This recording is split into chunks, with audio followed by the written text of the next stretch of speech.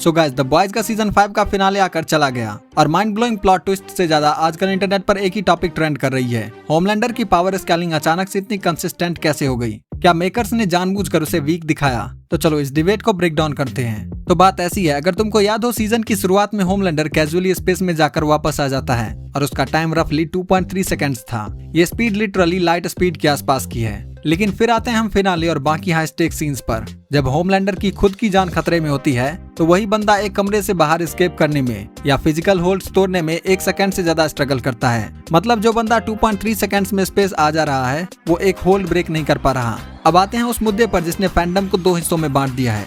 एक normal Homelander ने अकेले ही सोल्जर बॉय, बुचर और ह्यूई तीनों को कंबाइन करके ओवर पावर कर दिया था। सबको लगा था इसे हराना इम्पॉसिबल है। अब सीजन 5 में हमारे पास V1 होमलैंडर है। टेक्निकली इस वर्जन को पहले से मोर पावरफुल और नियरली इमोर्टल होना चाहिए था, पर फिनाले में क्या हुआ? एक अपग्रेडेड होमलैंडर को बुचर और एक यंग रायन ने काफी देर तक फिजिकली रिस्ट्रेन करके रखा। अब यहाँ पर 2 मेन थ्योरी चल रही हैं। थ्योरी फर्स्ट, कुछ लोग आर्ग्यू कर रहे हैं कि ये क्लियर कट प्लॉट इंड्यूस नर्फिंग है। राइटर्स को फिनाले इमोशनल बनाना था और द बॉयज को जीतने का एक बिलीवेबल चांस देना था, इसलिए उन्होंने होमलैंडर का स्टैट गिरा दिया। दूसरी तरफ कुछ फैंस का कहना है कि होमलैंडर फिजिकली वीक नहीं था, बल्कि वो मेंटली अनस्टेबल, डिस्ट्रैक्टेड और इमोशनली कंप्रोमाइज्ड था। उसका फोकस हिला हुआ था, जिसकी वजह से वो अपनी फुल पावर चैनल नहीं कर पाया। ऑनेस्टली ज्यादातर व्यूवर्स के लिए इशू ये नहीं है कि फाइट कौन जीता।